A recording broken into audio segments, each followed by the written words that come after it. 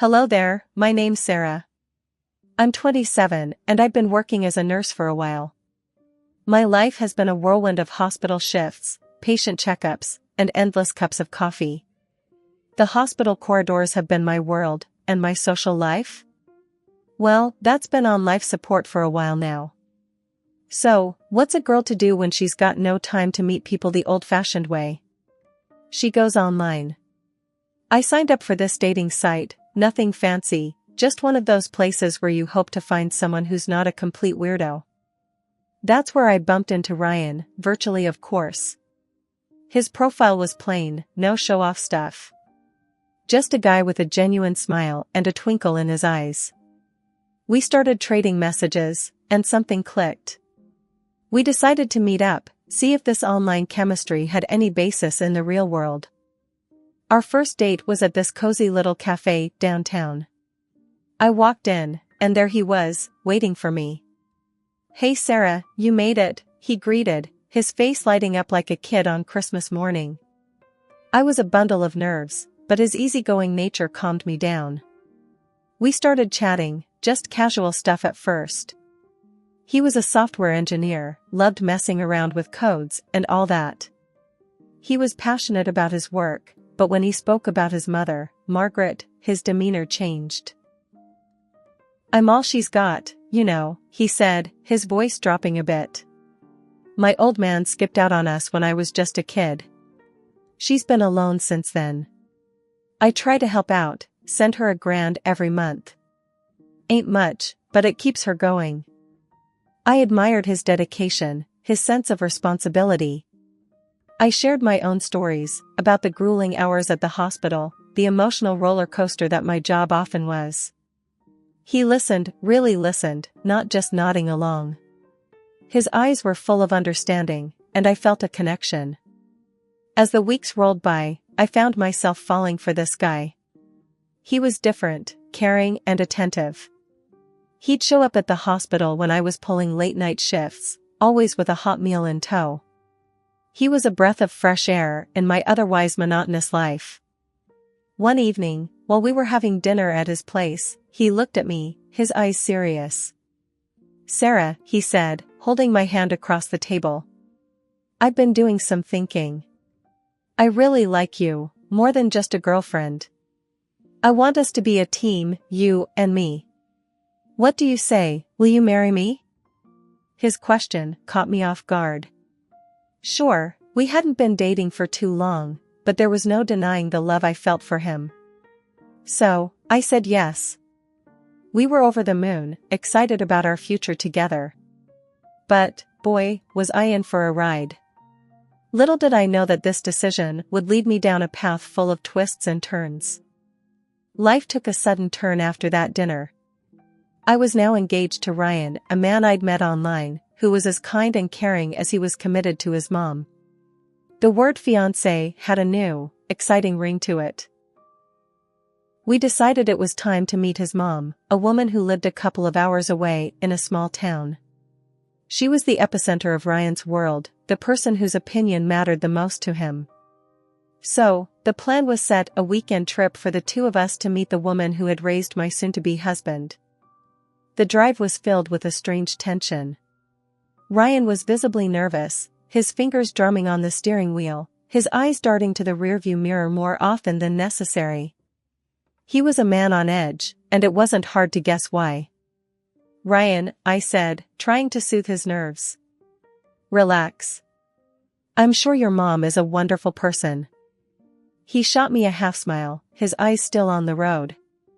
"Yeah, she's something all right." His mom's house was a picture of quaint charm, a small structure that looked like it had jumped straight out of a home and garden magazine. As we pulled up, I saw her waiting for us on the porch, a frail figure with a spark of defiance in her eyes. "Ryan, my boy," Margaret exclaimed as soon as we got out of the car, enveloping him in a tight hug. After a moment, she turned to me, her gaze icy. "You must be Sarah." I extended a hand, forcing a smile. "Yes, ma'am. It's a pleasure to meet you." The afternoon was a whirlwind of conversation, a deep dive into Ryan's life and his mom's sacrifices. She painted a vivid picture of their shared journey, of the struggles they'd overcome together. It was touching, but also a bit overwhelming. "So, Sarah," she said at one point, her eyes boring into me. "Ryan tells me you're a nurse." I nodded. "Yes, ma'am. I work at the city hospital." "And your family?" she asked, her gaze never wavering. "Who do you have?" I swallowed, a lump forming in my throat. I don't remember my parents. My grandmother raised me." She nodded, her eyes softening a bit. "Well, I suppose we all have our crosses to bear." The conversation took a strange turn then. She talked about blessing our marriage, but on one condition. We had to keep sending her the monthly $1,000. I was taken aback. I knew Ryan helped her out, but this felt different. It felt like a transaction. "Ma," Ryan said, his voice firm. "We're planning to get married, not sign a contract." Margaret shot him a stern look. "This is not a negotiation, Ryan. It's what I need." Ryan looked at me, his eyes pleading. It was a tough situation, one that I didn't want to escalate. So, I agreed. I agreed to this bizarre condition, for Ryan's sake. The wedding planning kicked off with a bang. Ryan and I were excited, brimming with ideas and dreams for our big day. We had decided on a simple ceremony, something that reflected our love and commitment without breaking the bank.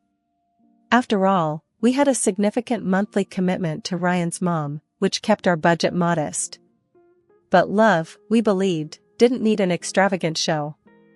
Our venue was the local church, a charming little structure with an air of warmth and familiarity. Father John, the pastor and a dear friend of Ryan's, was more than willing to officiate our wedding. His twinkling eyes and hearty congratulations made us feel even more special. The guest list was a short one, a handful of work friends, Ryan's childhood buddies, and, of course, his mom. Margaret had a strong presence in our lives, and her involvement in the wedding planning was no different.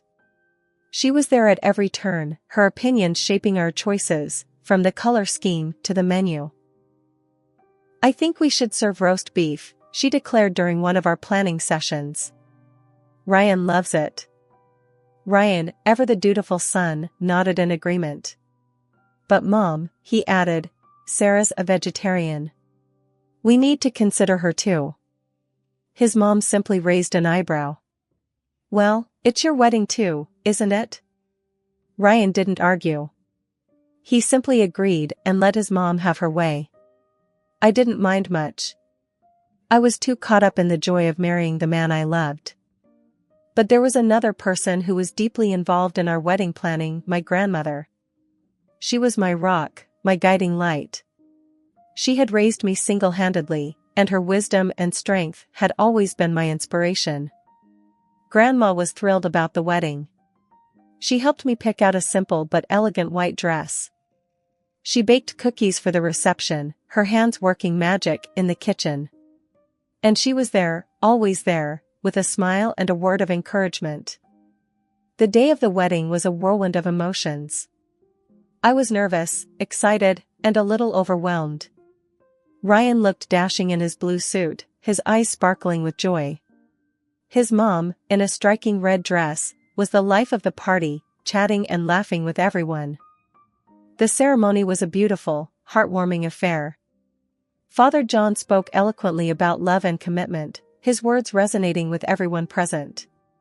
As Ryan and I exchanged our vows, I could see tears in Grandma's eyes. It was a moment I would cherish forever. The reception, held in the church hall, was a fun-filled event. The roast beef was a hit, and even though I couldn't partake, I was happy to see everyone enjoying it. Ryan's mom made sure to remind everyone that it was her idea. I didn't mind.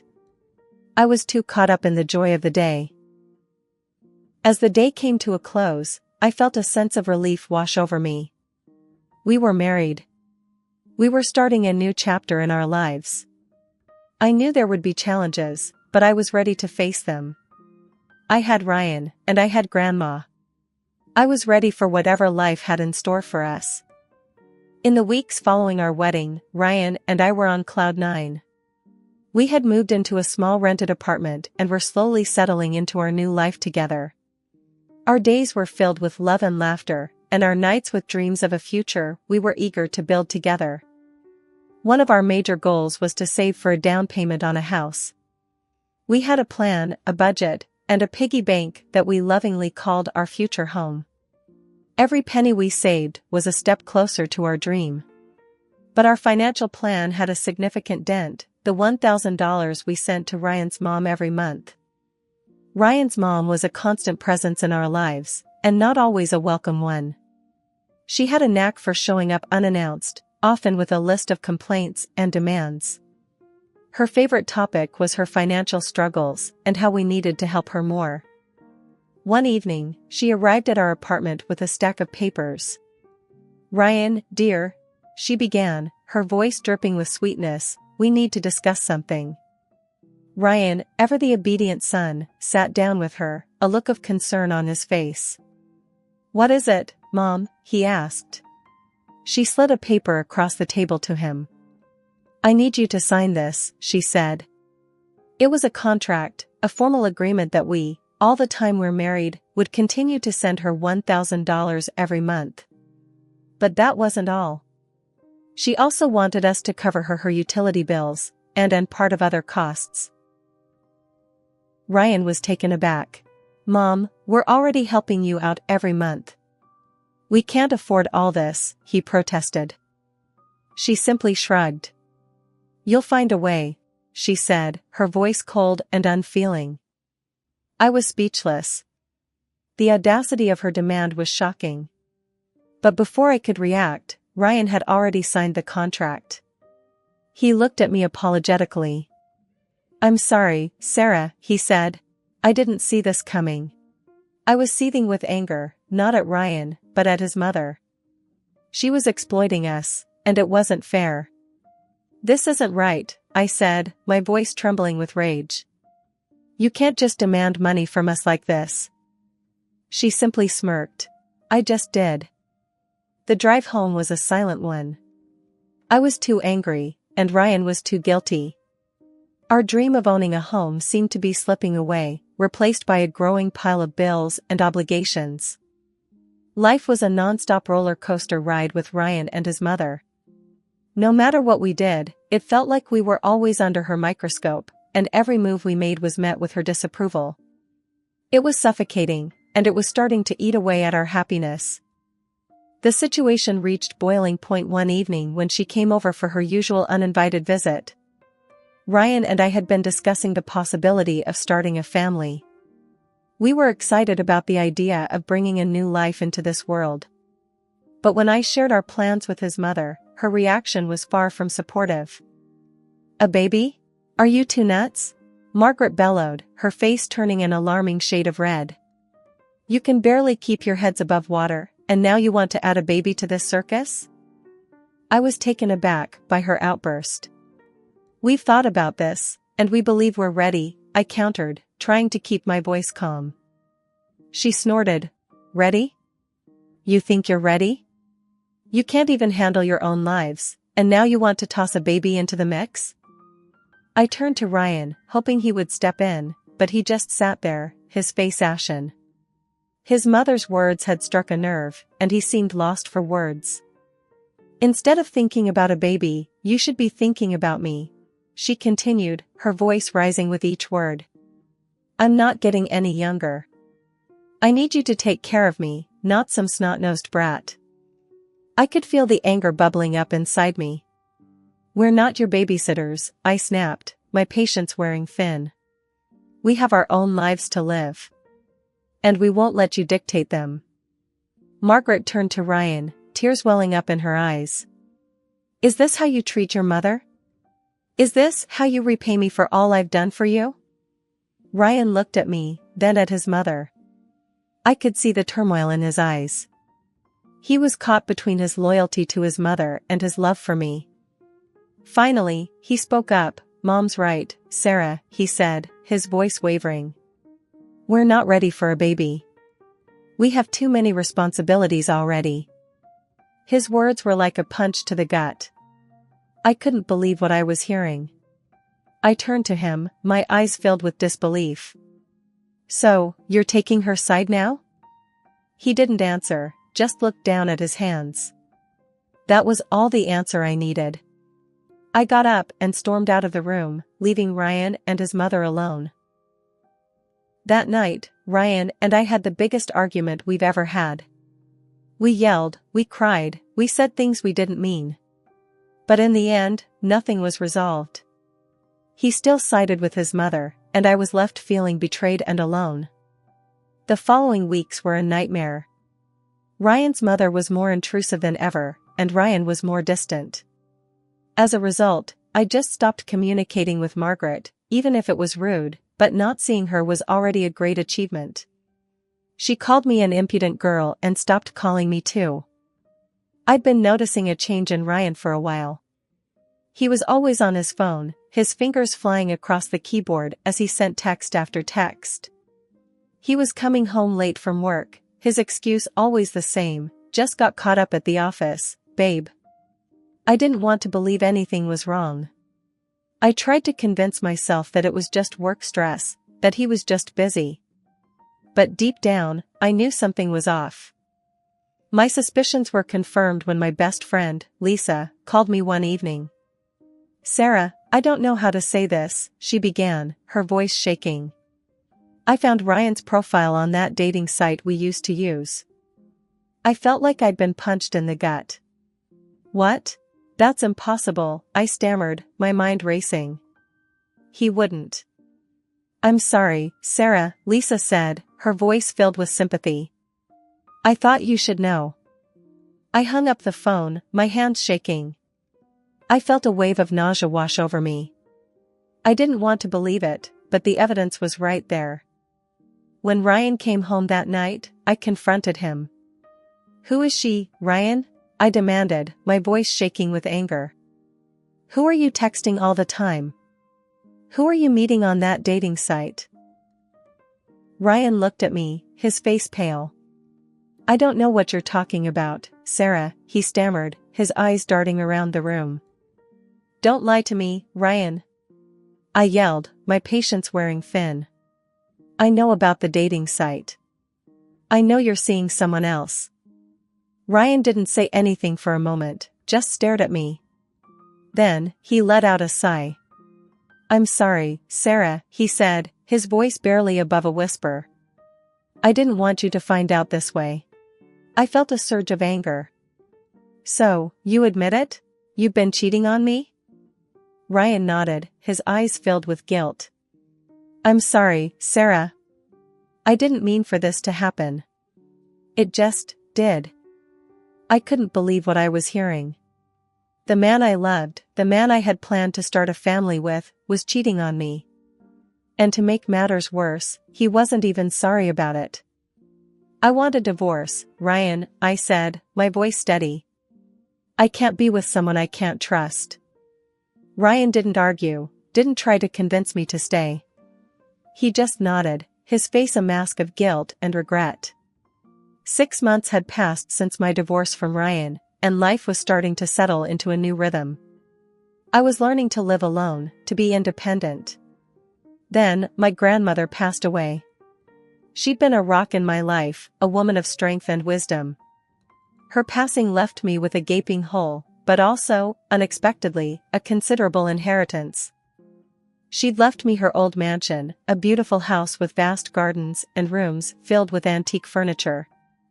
And there was also a hefty sum of money, enough to let me live comfortably for the rest of my life. I was shocked, overwhelmed, but also grateful. It was a fresh start, a chance to rebuild my life. Just as I was starting to adjust to this new reality, there was a knock on the door.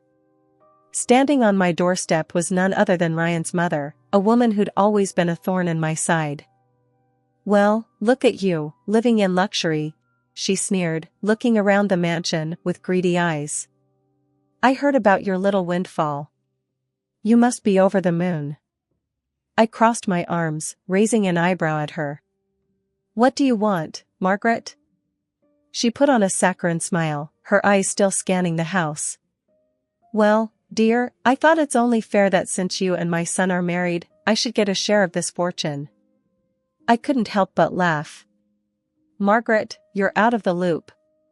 Ryan and I divorced 6 months ago. Her eyes widened, and she sputtered. What? No, that can't be right. Ryan would have told me. Call him and ask, I suggested, leaning against the doorframe. He'll confirm it. She pulled out her phone, dialed Ryan's number, and put it on speaker. Ryan, tell me it's not true, she demanded when he answered. Tell me you and Sarah are still married. There was a pause, and then Ryan's voice came through, sounding resigned. No, Mom, we're not. We divorced 6 months ago.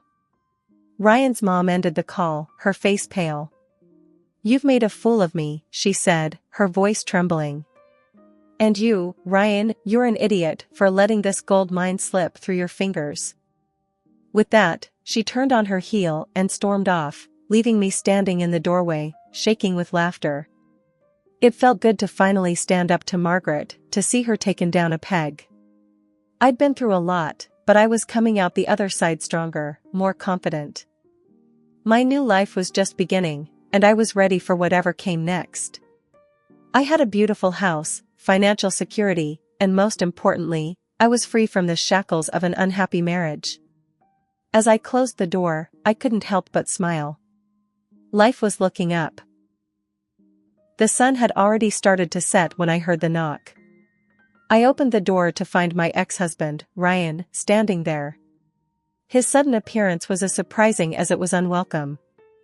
What the hell are you doing here, Ryan? I asked, my voice laced with annoyance. I heard about your inheritance, Sarah, he stammered, his eyes darting around the grand entrance of the mansion. Is it true? I crossed my arms over my chest, raising an eyebrow at him. Yeah, it's true. My grandmother left me her house and a substantial amount of money. What's it to you? Ryan swallowed hard, his gaze never leaving mine. I was thinking, maybe we could give it another shot, Sarah, he said, his voice shaky. I've been a fool. I let my mother dictate our lives. I didn't stand up for you when I should have. I want to make it right. A bitter laugh escaped my lips. Oh, now you want to make it right? I asked, shaking my head in disbelief. Now that I'm rich, you suddenly want to be a better man? You think I can't see right through you, Ryan? Ryan looked taken aback by my words, but he quickly composed himself. It's not like that, Sarah, he said, his voice filled with desperation. I've changed. I can be a better man. I can make it up to you. I stared at him, my heart pounding in my chest. I could see the greed in his eyes, the dollar signs practically flashing in his pupils. He was no different from his arrogant mother. He was just after my money. Listen here, Ryan, I said, my voice cold as ice. You had your chance. You blew it. Now, you want to waltz back into my life because I've come into some money? You're even more pathetic than I thought. Ryan flinched at my words, but he didn't back down. I just want to make it right, Sarah, he pleaded, his voice barely above a whisper. I just want another chance. I shook my head, a humorless smile on my face. You're not getting another chance, Ryan, I said, my voice steady. You're not getting a dime of my money. Now get off my property before I call the cops. With that, I slammed the door in his face, leaving him standing on the doorstep. I could hear him calling out to me, begging for forgiveness, but I ignored him. I had better things to do than listen to his empty promises and pleas. I walked away from the door, my heart pounding in my chest. I'd finally stood up to Ryan, to his manipulations and his lies. I'd finally stood up for myself. In the weeks that followed, I found myself thinking about Ryan less and less. I was moving on, slowly but surely. I was building a new life for myself, a life that was mine and mine alone. I made new friends, people who liked me for who I was, not for my money or my mansion. I started volunteering at a local animal shelter, finding joy in helping those who couldn't help themselves. I was finally living my life on my own terms, and it felt amazing.